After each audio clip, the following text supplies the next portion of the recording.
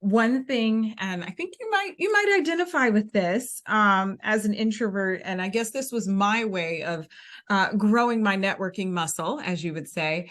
Prior to starting Fly High Coaching, I was voluntold one day that I was going to be in sales.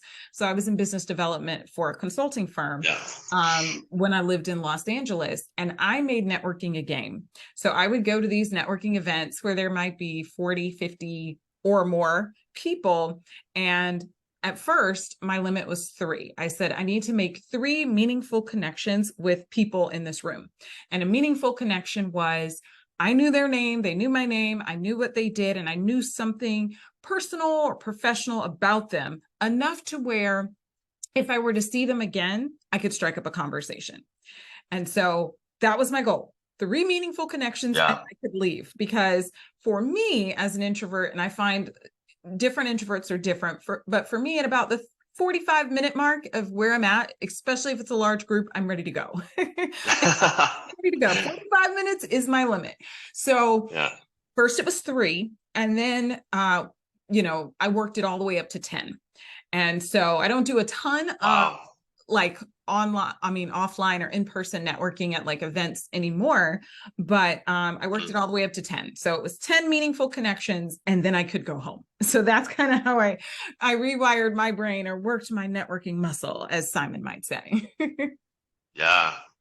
That's a very, very good way. I think gamification of anything always makes things better, especially when you start tracking the numbers. Then, because majority of us, especially if you're in business, you're competitive. And if you're listening to this podcast, you're probably ambitious and you want more in life. And people that want more in life are always going to be a little more competitive. And when you start tracking numbers, I think that's a very, very good way. For me, I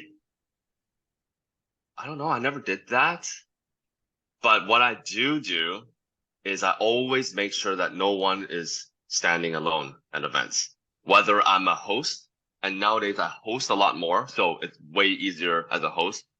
I always make sure no one is standing alone. So when if I'm talking to you and I notice that, Bob over there is in the corner standing alone, I would wave Bob over and then connect. And now you guys are talking and I'll just make sure I work the room a lot. So nowadays I do attend as a guest for a handful of events, probably 30%, 20 to 30% of the events I attend are me as a guest. But when I go there, I do the same thing. I always know that there are introverted people in the room. And I remember when I was that introvert, standing alone, holding a drink on my own and didn't know how to strike a conversation, didn't know how to get into the groups. I remember that feeling. And I just told myself, I never want to do that again. And so I don't want other people to feel the same way. So whenever I go to events and I notice someone is talking alone, I always bring them into the conversation. So that's just kind of like my rule. And there's always going to be people like that. And even if someone is standing alone, just taking a breather because they're tired, as like you said, the 45-minute mark, you're tired, you might go for a breather in the corner and I'll just come up and just casually just drink and eat next to you. And just be like, how's everything going? And more like in a casual way, right? And just make sure no one is kind of feeling left out. And so like I kind of do that. And that has helped a lot. For me, whenever I go to an event, same thing. It's like 8 or 10 meaningful connections would be solid. But as a host, I don't have to think about that as much because I know all the 40 people in the room, so to speak. So I don't have to do as much. I just want to make sure that everyone is talking.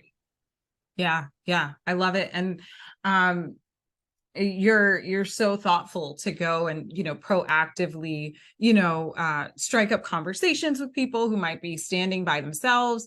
I think this comes up for some of our clients who are introverted and some of our extroverted clients, and I know this used to come up for me a lot networking. You would think, well, I don't know, feeling awkward about starting that conversation. I don't want to bother that person. I don't know what's going on for them. And then my mental reframe that I told myself is I said, hey, this is a networking event. If they're here to network. So I'm just going to go ahead and start the conversation about something, and that kind of helps me get over that awkwardness of starting a conversation.